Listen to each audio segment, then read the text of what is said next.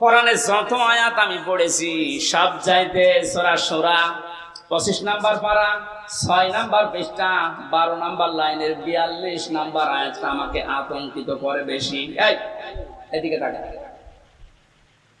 সূরা শূরার 42 number আয়াত একটু Milan. ইন্নামাস সাবিলু আলাল্লাযীনা ইয়াযলিমুনান নাস ওয়া ইয়াবগুনা ফিল আরদি বিগাইরিল হক ইলা আখির আয়াত। আল্লাহ পাক বলেন, আমি নিজে কিয়ামতের দিন মামলা দায়ের করব, আমি কেস করব, আমি অভিযোগ দায়ের করব তাদের বিরুদ্ধে যারা দুনিয়ায় মানুষ হয়ে মানুষের উপরে জুলুম করে। এ দুনিয়ায় নেই। আওয়াজতে বল, আপনি কথাটার ওজন টের পেয়েছেন? এ কথার লোড কত? আল্লাহ নিজে মামলা দায়ের করবে, উনি মামলার বাদী। আমার নিজেরই মাঝে মাঝে ভয় লাগে, আল্লাহ আমি আবার মামলার আসামি হয়ে গেলাম না তো? কারণ আমার নফসের ওপরে আর মাঝে মাঝে জুলুম হয়ে যাচ্ছে, আমার পরিবারের উপরে জুলুম হয়ে যাচ্ছে, সমাজের মানুষের প্রতি আমার যে দায়িত্ব ছিল আমি পালন না করে আমি জুলুম করে ফেলছি। এখানে যে যত বড় দায়িত্ব আছে কিয়ামতের দিন ওই দায়িত্ব সম্পর্কে আল্লাহ তার কাছে পুঙ্খানুপুঙ্খানু হিসাব নেবে। প্রতিটি জিনিসে তো নিয়ামত, এরপরে বাকি কথা। কয়েকদিন আগে একটা কনফারেন্স হচ্ছিল, আমি মদিনায় ছিলাম। এই যে এতটুকু একটা বাচ্চা আব্দুর রহমান, বিশ্ববিখ্যাত হাফেজ, বিচারক ওকে ডাক দিয়ে বলছে, তোমার যে চোখ নেই, তুমি অন্ধ, এই 11 বছর বয়সে কোরআনের হাফেজ হয়ে গেছে, তাও যেমন তেমন হাফেজ না, বিশ্বের ভেতরে সেরা যারা তাদের ভেতরে তুমি একজন। তোমার যে চোখ নেই, আল্লাহর উপরে তোমার কোনো অভিযোগ নেই। ছেলেটা কেঁদে ফেলেছে, ডাক দিয়ে বলে, বিচারক আমার কোনো অভিযোগ নেই, আমি আরো আনন্দে আছি। বিচারপতি ডাক দিয়ে বলছে, তোমার কোনো অভিযোগ নেই, আনন্দে আছো মানুষ?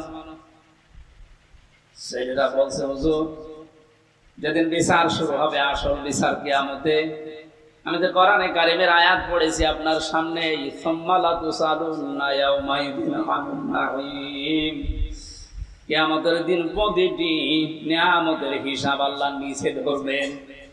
আমার পা থেকে শুরু করে মামারা যখন মাথা পর্যন্ত হিসাব আল্লাহ শুরু করে দিয়েছে, পা দিয়ে, এরপরে হাঁটু দিয়ে, এরপরে পেট দিয়ে, হাত দিয়ে, আস্তে আস্তে আমার কাছে চোখের কাছে যখন আসবে, আমি আল্লাহকে বলতে পারবো, অন্তত মাবুদ একটু দাঁড়ান, আপনি চোখের হিসাব আমার কাছে নেবেন, আমার তো দুনিয়ায় চোখ ছিল না, এদিকে তাকিয়ে হলেও দয়া করে আমার হিসাবটা আপনি সহজ করে দেন। আল্লাহ নিজে বিচারপতি হবেন। ও কুমিল্লাবাসী, কি মনে হচ্ছে আপনার কাছে আমি জানি না, কথাটা নরম হলেও অনেক বড় কথা এটা। আল্লাহ নিজে বিচারপতি আর নিজে মামলার বাদী। এই দেশে যে যত বড় দায়িত্বে আছে, সে যদি আপনার মামলার বাদী হয়, জেল থেকে বেরানো আপনার কঠিন হবে। কথা বলে না কেন? প্রধানমন্ত্রী শেখ হাসিনা যদি আপনার বিরুদ্ধে মামলা দেয়, আপনি তো কালকে বের হয়ে যাবেন নাকি? সুতরাং যে যত বড় ক্ষমতাশালী, সে যদি মামলার বাদী হয়ে যায়, পৃথিবীতে সবচাইতে বড় ক্ষমতার মালিক কে বলেন তো? আল্লাহ আয়াতে জানালেন, আমি নিজে তোর বিরুদ্ধে মামলা দেব। এই জন্য আল্লাহর বিধানগুলো ওভারটেক করে পার করে ফেলে আমরা যেন আল্লাহর মামলার আসামি হয়ে না যাই, এগুলো খুব হিসাব নিকাশ করে পা ফেলা দরকার। আদম নবীর সন্তানের কাহিনীগুলো আল্লাহ এবার শোনাতে চেয়েছেন কেন? এবার খেয়াল করেন। আল্লাহ পাক বলেন, হে নবী, আপনার উম্মতদেরকে যখন পাবেন, তাদের সামনে আমার এই আয়াতগুলো তেলাওয়াত করে শোনান। এটা হাজার হাজার বছর আগে হযরতে আদম নবীর 2 সন্তানের কাহিনী। এই মেয়ে লোক নিয়ে তারা ঝগড়ায় বিপদে নিমজ্জিত হয়েছিল। শেষ পর্যন্ত আদম নবীর শরীয়ত অনুযায়ী তাদেরকে বলেছিলাম, তোমরা কোরবানি করো। আমাদের যেমন পশু করার নিয়ম, ওই সময় নিয়ম ছিল আলাদা। ওরা এরকম চাটিয়াল ময়দানে পশু জবাই করে রেখে আসতো, আগুনের ঝলক আকাশ থেকে এসে পুড়িয়ে ফেলতো, তারটা কবুল হয়েছে তো, আর যারটা পড়ে থাকতো তারটা কবুল হতো না। আমার মনে হয় এই শরীয়ত যদি এখন আমাদেরও থাকতো, এই দেশে কত মানুষের কোরবানি ধরা পড়ে যেত। আমার ভাইরা, বেশি সময় হয়ে গেল, শেষ করে দিই নাকি? আমার আবার আয়াত শুরু হচ্ছে, গরমের ভেতরে তো আসলে 1 ঘন্টা হয়ে গেছে, শেষ করে দিই। যে না মানে এই যে মানুষগুলো ব্যস্ত না, এদের আরো কাজ আছে, আমারও কাজ আছে। হ্যাঁ, চালাবো,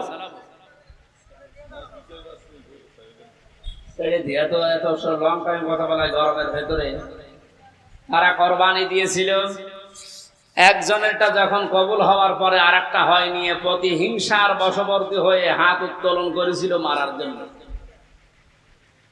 আল্লাহ রাব্বুল আলামিন এই কাহিনীটা শোনানোর মাধ্যমে আমাদেরকে সতর্ক করছেন, এ দুনিয়া থেকে যদি কাঙ্ক্ষিত মানের জায়গায় যেতে না পারো, যার কারণে যেতে পারো না, ওর প্রতি প্রতিশোধ পরানো হলে তার ক্ষতি করো না, যেটা সবচাইতে বেশি আমরা করি। إذ قربا قربانا فتقبل من أحدهما ولم يتقبل من الآخر قال لأقتلنك। এই কাবিল তখন ডাক দিয়ে বলেছিল, ভাই তুমি কি এমন কাজ করো যে তোমারটা আগুনের ঝলক এসে পুড়িয়ে ফেলেছে? আমিও তো তোমার সাথেই বসবাস করি, আমারটা নিয়ে নিল না। তুমি যেহেতু পথে এখন বাধা হয়ে আছো, তোমার এই রাখবো না, তোমার শেষ করে দেই। হযরতে কাবিল হাবিল ওই সময় যে কথাটা বলেছিল, শুধু ওই সময়ের জন্য না, এটা কিয়ামত পর্যন্ত আয়াতটা কোরআনে থাকবে, এখন আছে, আমাদের জন্য শিক্ষা হচ্ছে। হাবিল বলেছিল, ক্বালা ইন্নামা ইয়াতাকাব্বালুল্লাহু মিনাল মুত্তাকিন।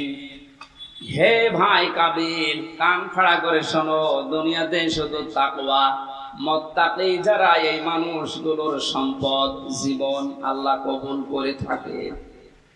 আয়াত দ্বারা প্রমাণিত আমরা যারা কোরবানি এখন দিচ্ছি, সামনে কেনার জন্য প্রস্তুতি নিচ্ছেন, আপনি যদি মুত্তাকি হতে না পারেন, আপনার জীবনের কোরবানি কিন্তু কবুল হবে না। কোরআনে কারিমে আল্লাহ যেখানে কোরবানি শব্দের ব্যাখ্যা দিয়েছেন যে কোরবানি করো, ওর আগের শব্দে আমার আল্লাহ দিয়েছেন নামাজের কথা। এজন্য এখানে যারা নামাজ আদায় করেন না বা নামাজ পড়েন না, নামাজের শিক্ষা যাদের জীবনে নেই, এক কথায় ফতোয়া দেওয়া যায় যে আপনার কোরবানি হচ্ছে না। ফাসাল্লি লিরাব্বিকা ওয়ানহার, আগে কোরবানি করো, এরপর নামাজ পড়ো। বলেন বলেন, এই জন্য নামাজ যারা পড়ে না তাদের সাথে ভাগ দিলেও আপনারটা হবে না। এটা একটু পড়া হয়ে গেল।